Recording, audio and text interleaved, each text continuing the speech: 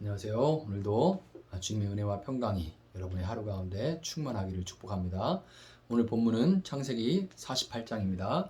2일 후에 어떤 사람이 요셉에게 말하기를 네 아버지가 병들었다 하므로 그가 곧 두 아들 므낫세와 에브라임과 함께 이르니 어떤 사람이 야곱에게 말하되 네 아들 요셉이 내게 왔다 하매 이스라엘이 힘을 내어 침상에 앉아 요셉에게 이르되 이전에 가나안 땅 루스에서 전능하신 하나님이 내게 나타나사 복을 주시며 내게 이르시되 내가 너로 생육하고 번성하게 하여 내게서 많은 백성이 나게 하고 내가 이 땅을 네 후손에게 주어 영원한 소유가 되게 하리라 하셨느니라.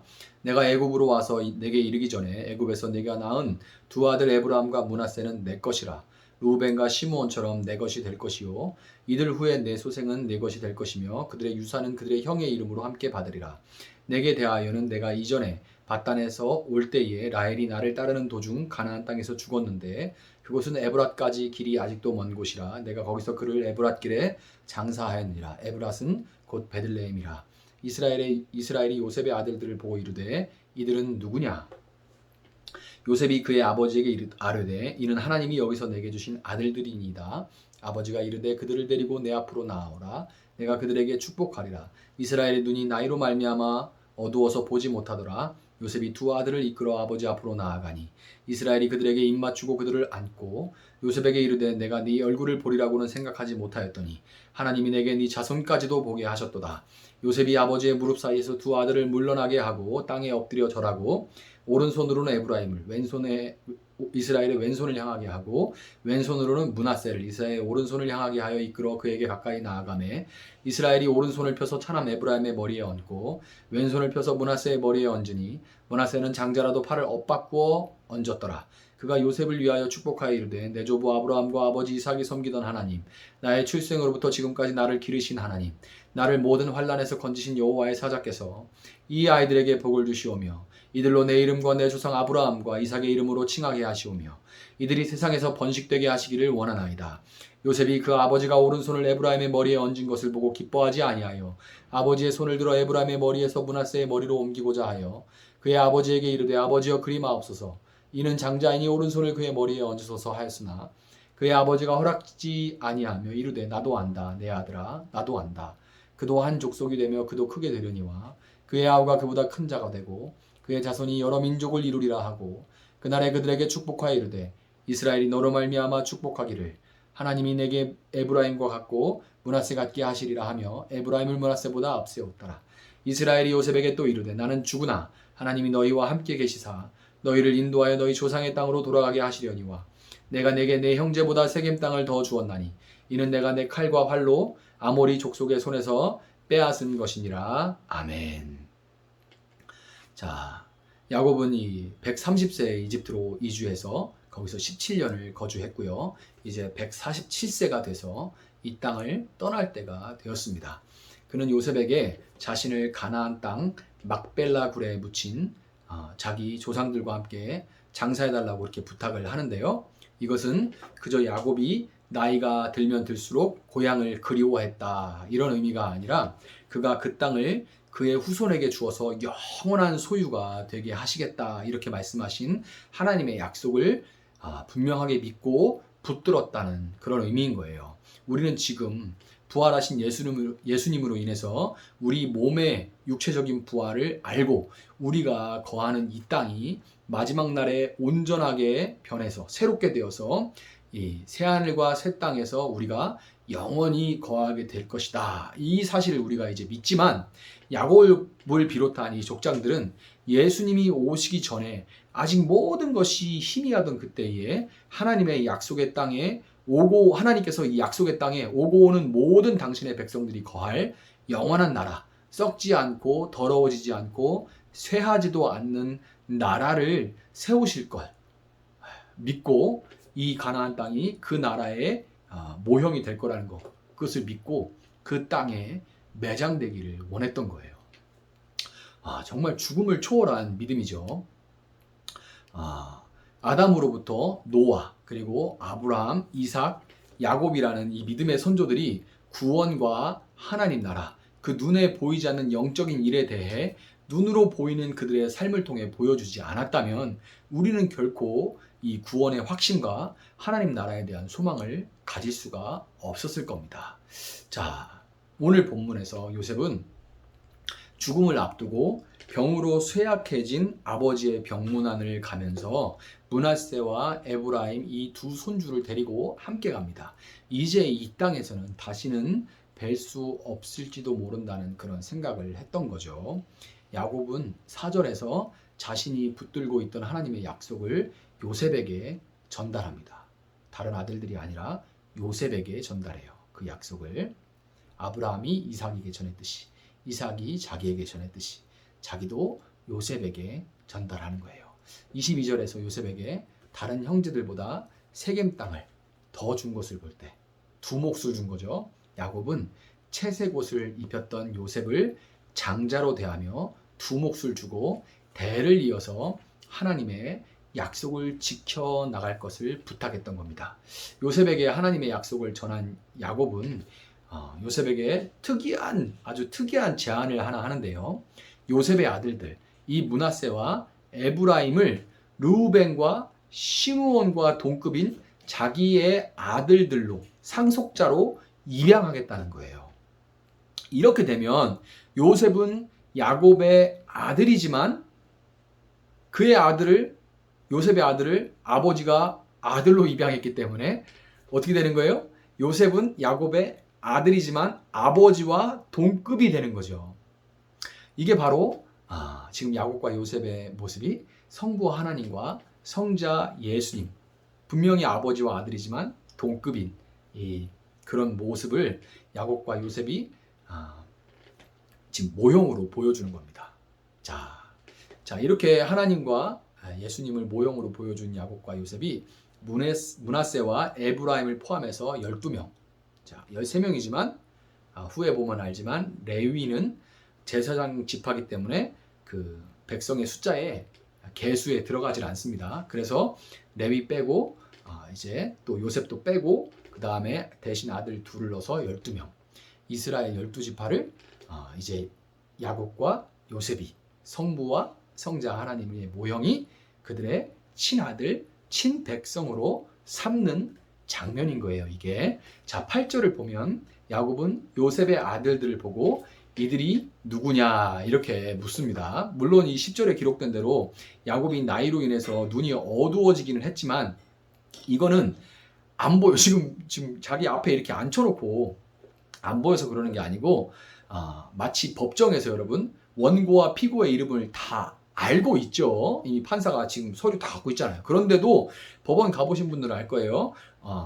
아무개 이렇게 다 호명을 해요. 왜냐하면 그 이름을 물어서 확인하는 공식적인 절차인 겁니다. 이 법원의 그런 절차와 동일한 거예요. 요셉이 야곱의 말을 받아서 자기 아들들을 소개하고 아버지의 앞으로 데려가니까 야곱은 이제 법적으로 공식적으로 자기의 아들들로 입적된 손주들의 머리에 손을 얹고 그들이 하나님 나라의 12 기둥들이 되도록 그렇게 복을 빕니다. 요셉은 장남인 므낫세를 자신의 왼손으로 붙들고 차남인 에브라임을 오른손으로 붙들어서 아버지 앞에 이렇게 세워요. 그래서 이제 장남이 오른손으로 안수를 받을 수 있도록. 그런데 야곱은 일부러 팔을 이렇게 엇바꿔서 오른손을 에브라임 위에, 왼손을 므낫세 머리 위에 얹고서 축복합니다. 그 모습을 본 요셉은 마음이 복잡했겠죠. 왜냐하면 아버지가 애들을 구분하지 못할 정도로 이제 진짜 그렇게 눈이 안 보이시는구나 이렇게 씁쓸한 마음과 또 손이 엇갈린 것 때문에 마음이 이제 얘가 장자인데 그런 생각 때문에 마음이 불편해서 아버지에게 아버지 손을 좀 바꿔야 돼요. 얘가 장남이에요. 이렇게 말씀을 드렸는데 야곱이 뭐라고 답해요? 나도 안다 아들아. 나도 안다. 이렇게 말합니다. 야곱의 아버지 이삭은 나이로 인해서 눈이 어두워졌을 뿐만 아니라 육적인 눈이 어두워진 것 뿐만 아니라 에서의 겉모습과 그가 만든 별미로 인해서 영적인 눈이 어두워져서 하나님의 뜻에 반기를 들고 야곱 대신 에서를 축복하려고 했죠. 그렇지만 야곱은 비록 지금 눈이 어두워졌어도 그 영은 너무나 이 영이 너무나 맑아서 지금 정확하게 두 손주들에게 하나님의 뜻대로 축복을 했던 겁니다.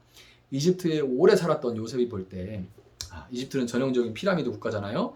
나이순, 가진순, 힘 있는 순으로 그 복을 받아 누리는 것은 당연하게 여겨졌지만 이스라엘이 된 야곱은 형에 비해서 모든 것이 부족했던 자신을 택하시고 평생에 걸쳐서 섬겨주신 그 하나님으로부터 그분의 나라는 이집트의 그 피라미드와 완전히 반대가 되는 역피라미드의 구조를 가진 그런 나라라는 것을 철저하게 배웠던 거예요. 야곱의 육신의 눈은 어두워졌지만 그의 영안은 분명하게 언젠가 이집트의 피라미드를 부서뜨리고 무너뜨려 버리는 하나님 나라를 그의 눈은 영안은 바라보면서 그 오른손을 차자에게 에브라임에게 얹었던 겁니다. 오른손을 얹어서 복을 빌었으니까 뭐 에브라임이 더 복받아서 더 돈 많이 벌고 더 장수하고 더 유명해지는 것이 그런 의미가 아니라요. 손을 엇갈려 복을 빈 것처럼 하나님의 나라는 큰 자가 작은 자를 섬기는 나라다라는 것을 야곱은 이렇게 해서 표현을 했던 거예요. 선포했던 겁니다. 가나안 땅으로 돌아갈 때까지 이집트에서 하나님 나라 백성인 12지파가 될 형제들과 그 가족들을 돌보게 된 요셉에게 야곱은 세겜 땅을 물려주죠. 세겜 땅을 물려주는데 22절에서 그가 이렇게 말합니다. 칼과 활로 아모리 족속에게서 빼앗은 것이다. 그 세겜 땅이. 이렇게 얘기를 해요. 그런데 여러분 야곱은 실제로 칼과 활로 전쟁에서 그 땅을 뺏은 적이 없습니다. 읽어보시면 알지만 돈 주고 샀어요. 그냥 정상적으로 돈 주고 샀습니다. 근데 이것은 실제로 전쟁을 했다는 것이 아니라 그곳의 삶이 참으로 전쟁 같았다고 얘기를 하는 거예요. 야곱이 그렇게 지금 그때의 인생을 그렇게 인식하고 여겼다는 말입니다.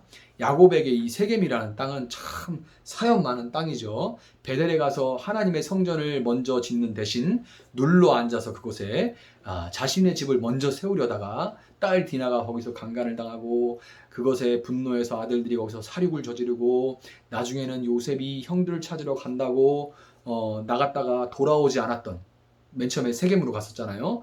그런 기억조차 하기 싫은 장소입니다. 그런데 여러분 요셉이 야곱으로부터 이 세겜 땅을 물려받아서 훗날에 이제 보면은 그곳에 요셉이 장사가 됩니다. 요셉은 그곳에서 묻혀요. 세겜 땅에. 여러분 예수님의 모형인 요셉이 야곱의 인생에서 가장 어두운 시기를 상징하는 이 세겜 땅에 묻힌 것처럼 예수님은 우리의 가장 어두운 죄를 짊어지고 죽으셔서 무덤에 묻히셨습니다. 야곱과 같은 삶을 살아온 우리는 오직 예수님의 이 죽으심의 은혜로 인해서 구원받아 하나님의 자녀로 입적되게 된 거예요. 므낫세와 에브라임을 친자녀로 받은 야곱처럼 엄숙하게 예수의 피를 앞에 두고 엄숙하게 우리를 자녀로 받으신 법적으로 이제는 온전히 우리는 하나님께 입양된 하나님의 자녀들입니다. 양자가 된 거예요. 이렇게 엄숙하게 우리를 자녀로 받으신 하나님은 우리에게 이제 오른손을 얹어 이렇게 축복하십니다. 큰 자가 작은 자를 섬기는 나라를 만들거라. 큰 자가 작은 자를 섬기는 그런 나라를 만들거라.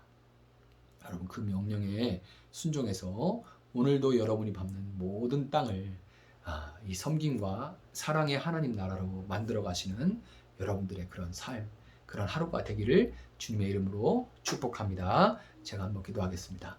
사랑하신 하나님 감사합니다. 하나님 예수의 피로 우리를 하나님의 자녀로 입적하여 주시니 감사합니다. 예수님이 우리의 가장 어두운 죄들을 짊어지시고 무덤에 묻히셨기에 우리는 하나님의 자녀가 되었음을 고백합니다. 이 놀라운 은혜에 겨워서 세상에 많은 사람들이 큰 자가 돼서 작은 자를 다스리며 살고자 할 때 큰 자로 작은 자를 섬기며 살아갈 수 있도록 주님 우리와 함께하여 주시옵소서. 이 놀라운 소망을 우리 가슴에 품고 세상의 정신과 정신에 저항하며 세상의 길과 다른 길을 걸어갈 수 있는 우리 나비교회 성도님들 될 수 있도록 하나님 함께하여 주시옵소서. 감사하며 예수님의 이름으로 기도합니다. 아멘. 우리 주신 말씀 붙들고 계속해서 기도합니다.